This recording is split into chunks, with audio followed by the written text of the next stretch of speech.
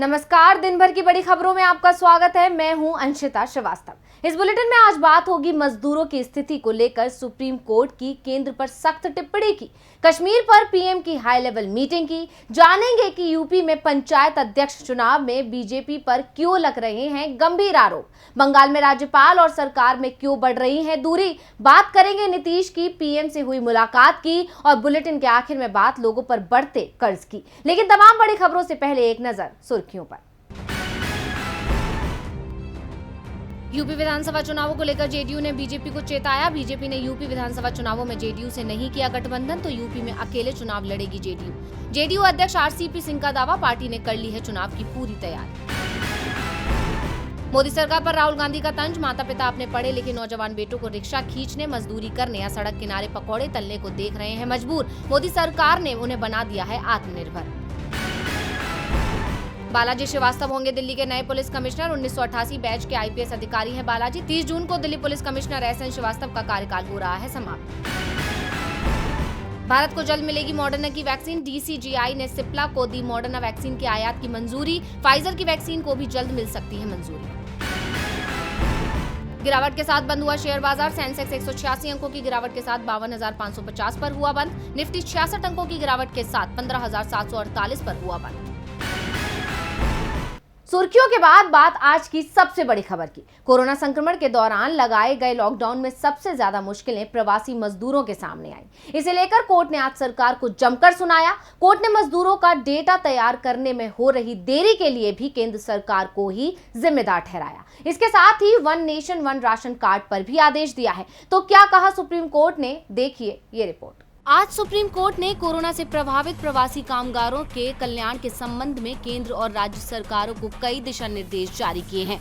Court ने राज्य सरकारों को निर्देश दिया कि वे प्रवासी श्रमिकों के लिए सूखा राशन प्रदान करें और महामारी जारी रहने तक सामुदायिक रसोई जारी रखें। इसके साथ ही एक अहम फैसला लेते हुए सुप्रीम कोर्ट ने एक राष्ट्र एक राशन कार्ड योजना को लागू करने के लिए 31 जुलाई 2021 की समय सीमा तय की है। इस योजना के तहत प्रवासी मजदूरों को देश के किसी भी हिस्से में राशन लेने की सुविधा मिलेगी। आपको बता दें कि कोरोना की दूसरी लहर के दौरान लगाए गए प्रतिबंधों से दोबारा बुरी तरह प्रभावित हुए प्रवासी कामगारों के लिए खाद्य सुरक्षा, नकदी हस्तांतरण और अन्य कल्याणकारी उपाय सुनिश्चित करने के केंद्र और राज्यों को निर्देश देने की मांग करने वाली याचिका पर सुप्रीम कोर्ट ने आज यानी मंगलवार को अपना फैसला सुनाया है। जस्टिस अशोक भूषण और जस्टिस एमआर शाह की पीठ ने 11 जून को इस संबंध में कार्यकर्ता अंजलि भारद्वाज, हर्ष मंदर और जगदीप छोकर की याचिकाओं पर अपना फैसला सुरक्षित कर लिया था। शीर्ष अदालत ने प्रवासी कामगारों की समस्याओं और मुश्किलों पर पिछले साल मई में संज्ञान लिया था और कई निर्देश जारी किए थे। अपना आदेश सुरक्षित रखते हुए पीठ ने केंद्र और केंद्र शासित प्रदेशों में one nation one ration card योजना लागू करने को कहा था ताकि प्रवासी कामगारों को अन्य राज्यों में अपने काम की जगह पर राशन मिल सके। प्रवासी मजदूरों की स्थिति पर सुप्रीम कोर्ट के आदेश के बाद शायद सरकार की नींद टूटे और उन लोगों तक मदद पहुंचे और उनकी मुश्किलें कम हो। वैसे मुश्किलें देश के सामने कई हैं। जम्मू कश्मीर में जिस तरह से भारतीय जवानों को ड्रोन के जरिए निशाना बनाने की कोशिश हुई है, उसके बाद से सरकार की नींद टूटी है। आज पीएम ने हाई लेवल मीटिंग बुलाई, देखिए ये रिपोर्ट। कश्मीर में देश विरोधी ताकतों ने अब ड्रोन का इस्तेमाल शुरू कर दिया है। शक ये है कि इस ड्रोन तकनीक के पीछे भारत के पड़ोसी देश का ही हाथ है। पहले पंजाब में भी इस तरह के ड्रोन दिखाई दिए थे जो अपने साथ कुछ सामान लेकर आते थे और भारतीय सीमा में गिराकर गायब हो जाते थे। ये ड्रोन आकार में बहुत छोटे होते हैं, साथ ही काफी नीचे उड़ान भी भरते हैं, जिन्हें रडार पर पकड़ पाना बेहद मुश्किल होता है। घाटी में 3 दिन पहले देश विरोधी तत्वों ने इसका इस्तेमाल भारतीय ठिकाने और देश के जवानों को निशाना बनाने में किया था। उसके बाद से जम्मू कश्मीर में लगातार ड्रोन देखे जाने लगे हैं। जैसे ही भारत की ओर से जवाब दिया जाता है, वैसे ही ये ड्रोन गायब हो जाते हैं। देश के सामने ये नई परेशानी का सबब है क्योंकि इन ड्रोन के खिलाफ कोई आधुनिक तकनीक भारत के पास नहीं है और जो तकनीक है वो काफी महंगी है। डीआरडीओ जिस एंटी ड्रोन तकनीक को तैयार कर रहा है उसमें अभी कुछ वक्त लग सकता है।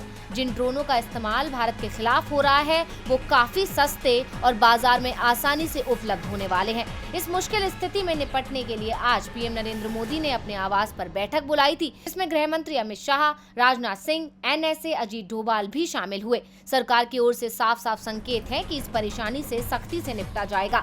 सरकार ड्रोन को निष्क्रिय करने के लिए विदेश से उपकरण खरीद सकती है। तो संकेत मिल रहे हैं उसमें साफ है कि सरकार इजराइल या अमेरिका से एंटी ड्रोन तकनीक खरीद सकती है। अब देश के खिलाफ इन ड्रोनों का इस्तेमाल कौन कर रहा है और सरकार को क्या उपाय करने होंगे, इस पर फैसला तो जल्द ही लेना होगा। साथ ही उस पर अमल भी तेजी से करना होगा, नहीं तो मुश्किल बढ़ सकती है, जैसा कि आजकल ट्विटर के साथ हो रहा है। ट्विटर भारत के नए आईटी कानून मानने को तैयार नहीं है, जिसके बाद सरकार ने ट्विटर पर कार्रवाई की। यूपी में दूसरा मामला दर्ज हुआ तो दिल्ली और एमपी में भी ट्विटर पर मामले दर्ज किए गए हैं। एमपी के गृह मंत्री ने तो ट्विटर पर कार्रवाई के आदेश भी जारी कर दिए हैं। तो क्यों मुश्किल में फंसा है ट्विटर, देखिए ये रिपोर्ट। नए आईटी रूल्स को लेकर ट्विटर की भारत सरकार के साथ तनातनी जारी है। इसी बीच ट्विटर के लिए नई मुसीबत बीते सोमवार को खड़ी हुई, जब सुबह कंपनी की वेबसाइट पर एक नक्शा सामने आया।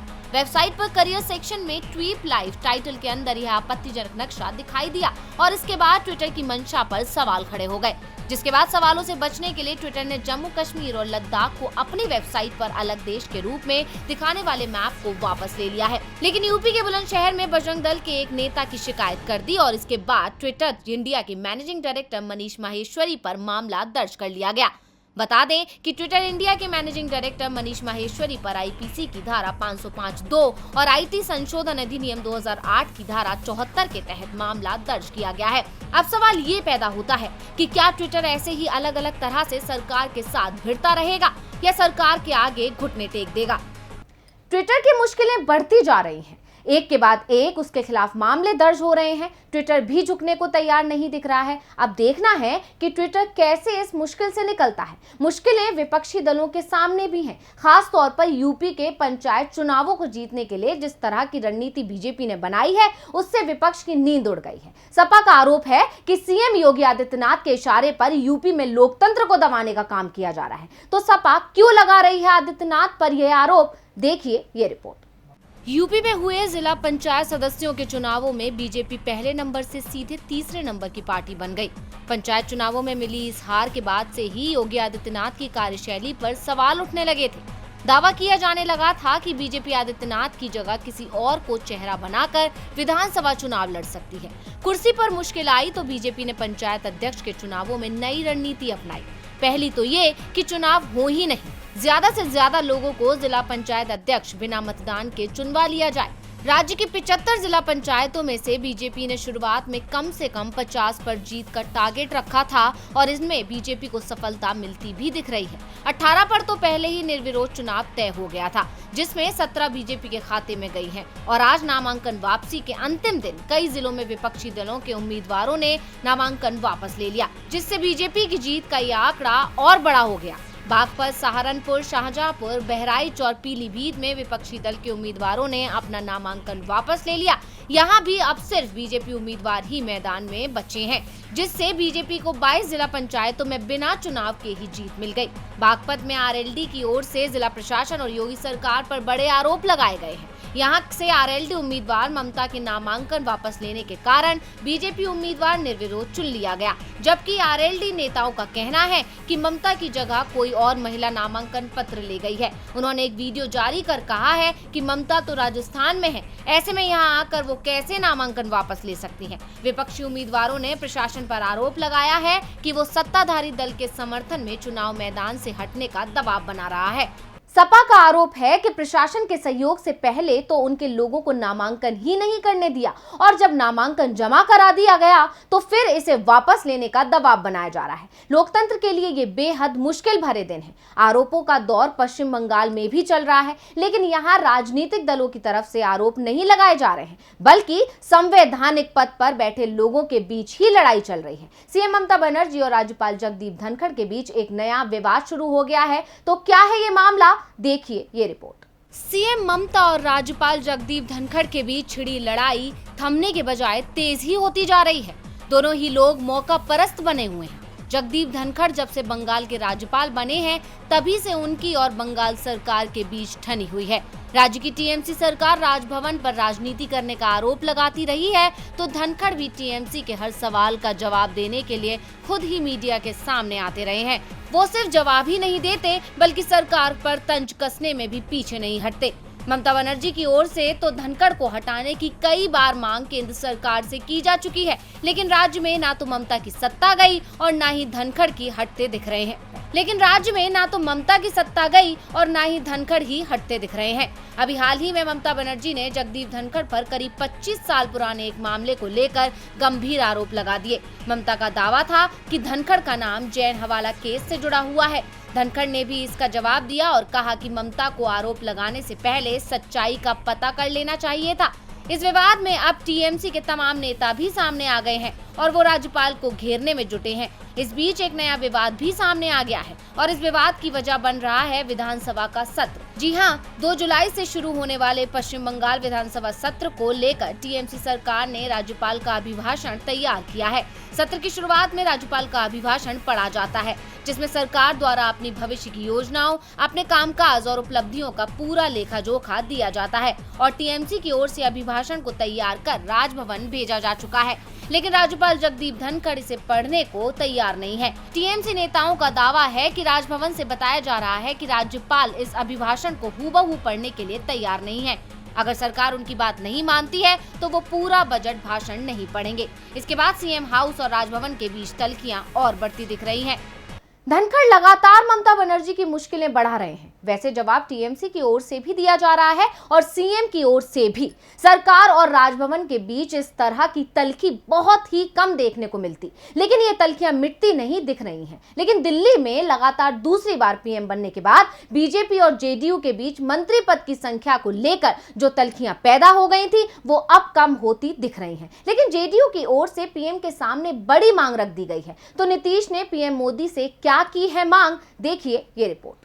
प्रधानमंत्री नरेंद्र मोदी की मंत्री परिषद में विस्तार की खबरों के बीच जेडीयू और उसकी सभी सहयोगी पार्टियां मंत्री पद की दावेदारी कर रही हैं। इस बीच सीएम नीतीश ने ऐसी मांग रखी है जिसकी वजह से बीजेपी और जेडीयू के बीच टकरार देखने को मिल सकती है। नीतीश कुमार ने 5 मंत्री पद की मांग की है, लेकिन मोदी कैबिनेट की तरफ से 2 मंत्री पद की बात कही जा रही है, जिससे नीतीश कुमार संतुष्ट दिखाई नहीं दे रहे हैं। नीतीश का कहना है कि 2 मिलने से अच्छा है 1 भी ना मिले। 2 सीटें मिलने पर यह तय करना मुश्किल हो जाएगा कि इनके लिए किसके नाम प्रधानमंत्री को भेजे जाएं। आरसीपी सिंह और लल्लन सिंह दोनों नीतीश कुमार के बेहद करीब हैं। मंत्री पद के लिए इनके नाम सामने आ रहे हैं, लेकिन सीएम का जोर अति पिछड़ा और अति दलित को प्रतिनिधित्व देने पर है। नीतीश चाहते हैं कि उन्हें 5 सीटें मिल जाएं, तो इन 2 के अलावा 3 अति पिछड़े और अति दलित जातियों के सांसदों को भी प्रतिनिधित्व दिया जा सके। अगर 5 सीटें नहीं मिलती हैं, तो 1 भी ना मिले, ताकि पुराने सहयोगियों की भी नाराजगी से बचा जा सके और पिछड़ी और अति दलित जातियों की उपेक्षा का आरोप भी ना लगे।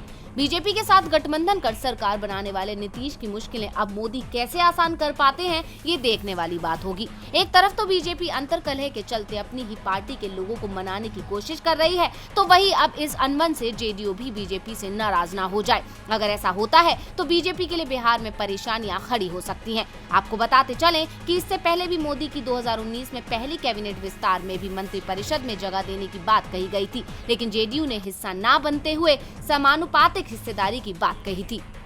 और बुलेटिन के आखिर में बात लोगों पर बढ़ते कर्ज के बोझ की। देश में पिछले साल मार्च से ही कोरोना संक्रमण का डर बना हुआ है। मार्च 2020 में कोरोना संक्रमण की पहली लहर आई, तो उसके ठीक 1 साल बाद दूसरी लहर ने देश को परेशान किया, जिस कारण लोगों की आमदनी घट गई, लेकिन उन्हें अपने खर्च कम करने में काफी परेशानी का सामना करना पड़ा। इस स्थिति में लोगों को कर्ज भी लेना पड़ा और जो कर्ज लिया उसकी अदायगी समय पर नहीं हो पाई। इसे लेकर CIC की एक रिपोर्ट सामने आई है। तो क्या है इस रिपोर्ट में, देखिए ये। देश की आधी कामकाजी आबादी इस समय कर्जदार हो चुकी है। क्रेडिट इंफॉर्मेशन कंपनी यानी CIC ने अपनी रिपोर्ट में दावा किया है कि देश का युवा वर्ग इस समय सबसे ज्यादा परेशानी का सामना कर रहा है। उस पर कर्ज का बोझ बढ़ता जा रहा है और सबसे बड़ी बात, सरकार की ओर से उसके लिए ऐसी राहत भी नहीं दी गई है कि वो कर्ज से उबर सके। रिपोर्ट में कहा गया कि एक अनुमान के मुताबिक जनवरी 2021 तक भारत की कुल कामकाजी आबादी 40.07 करोड़ थी और इसमें से खुदरा लोन बाजार से 20 करोड़ लोगों ने किसी न किसी रूप में कर्ज लिया है। रिपोर्ट में कहा गया है कि पिछले 1 साल से कोरोना महामारी के चलते उनकी आय कम हुई है, जिस कारण कर्ज लेना मजबूरी हो गया। पुराने कर्ज चुकाना भी लोगों के लिए मुश्किल बना हुआ है। पिछले 1 दशक में बैंकों ने भी खुदरा लोन को प्राथमिकता दी है और कोरोना महामारी ने बैंकों पर भी दबाव बना दिया है। इस बीच centre for monitoring Indian economy यानी CMIEE ने भी 1.75 लाख परिवारों के सर्वे का काम पूरा किया। सर्वे में केवल 3% ऐसे परिवार मिले जिन्होंने आय बढ़ने की बात की, जबकि आधे से ज्यादा करीब 55% ने कहा कि उनकी आमदनी घट गई है। और इस दौरान लोगों की परेशानी महंगाई से और बढ़ रही है। 1 साल महंगाई लगातार बढ़ती जा रही है। घटती आमदनी और बढ़ते खर्च के चलते लोग कर्जदार बनते जा रहे हैं। महामारी के बीच सरकार ने जितने भी आर्थिक पैकेज दिए हैं, उनका असर कामकाजी आबादी पर देखने को नहीं मिला है। सर्वे की रिपोर्ट में ये साफ दिख रहा है कि देश की अर्थव्यवस्था मुश्किल में फंसी हुई है। लोगों की आमदनी कम हो रही है और कर्ज बढ़ रहा है। अगले साल तक स्थिति में किसी तरह के सुधार के संकेत भी नहीं है। तो आज के लिए बस इतना ही। देखते रहिए DV लाइव। नमस्कार।